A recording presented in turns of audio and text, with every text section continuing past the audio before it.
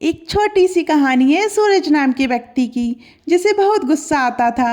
वह हमेशा आग बबूला रहता था। लोग कहते थे कि सूरज की तरह ये भी हर समय घर में रहता है, और इसी बात को लेकर लोग उसे और ज़्यादा उकसाते थे, परेशान करते थे, उसे चिढ़ाते थे, और वह गुस्सा करता ही रहता था। एक दिन वह अपने खेत में काम कर रहा था। तभी पास वाले खेत के मालिक का लड़का उसकी तरफ कुछ मिट्टी फेंक देता है। सूरज को बहुत गुस्सा आता है। वह इतना जोर से चिल्लाता है कि वहाँ की सारी चिड़ियाएं उड़ जाती हैं। जब वह घर आता है तो सोचने लगता है कि मैं इतना क्यों चिल्लाता हूँ, चिड़ियाएं तक डर कर भाग गई, मैं इतना गुस्सा क्यों करता हूँ। वह अकेला चुपचाप उदास बैठा था। तभी उसकी पत्नी आती है और कहती है, सुनो जी, हमारे गांव के बाहर एक महात्मा जी भ्रमण करते हुए आए हैं। आप जाकर एक बार उनसे मिल लो, शायद वे आपकी समस्या का समाधान बता दें। सूरज कहता है, अरे महात्मा जी क्या बताएंगे, वे तो खुद हमेशा शांत रहते हैं, वे क्या समझेंगे कि मुझे इतना गुस्सा क्यों आता है। जिन्होंने कभी क्रोध किया ही नहीं, वे गुस्से वाले की मनस्थिति क्या समझेंगे। लेकिन पत्नी बार बार जिद करती है तो सूरज मान जाता है और कहता है, ठीक है, जाकर एक बार मिल लेता हूँ।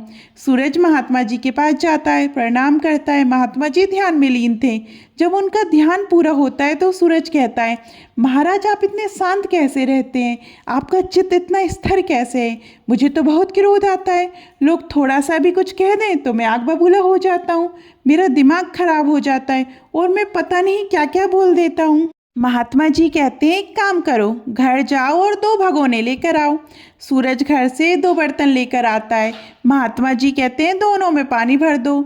जब दोनों में पानी भर दिया जाता है तो महात्मा जी कहते हैं, एक बर्तन का पानी गर्म कर दो, हमें स्नान करना है। सूरज सोचता है कि सर्दी का मौसम है, इसलिए महात्मा जी को गर्म पानी चाहिए।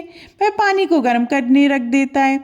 जब पानी उबलने लगता है तो महात्मा जी सूरज को पास बुलाते हैं और कहते हैं, देखो इसमें अपना चेहरा दिख रहा है।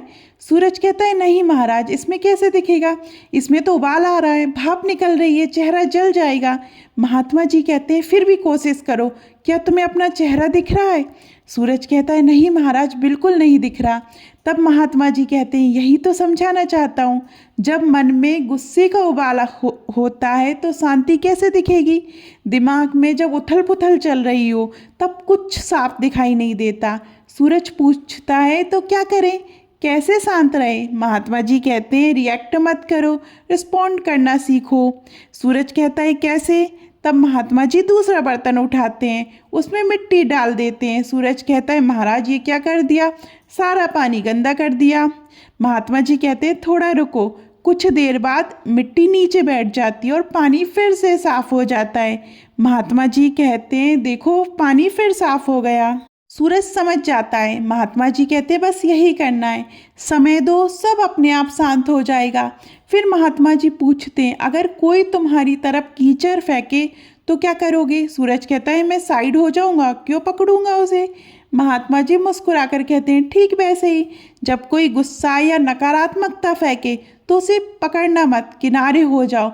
लोग तो कीचड़ उछालेंगे, तुम्हें उसे पकड़ना नहीं है। अगर तुम उसे पकड़ोगे तो वही गंदगी तुम्हारे अंदर रह जाएगी और बाद में तुम्हें पश्चाताप होगा कि मैंने क्या कर दिया। जीवन में अगर गिल्ट से बचना है तो कीचड़ पकड़ना बंद कर दो।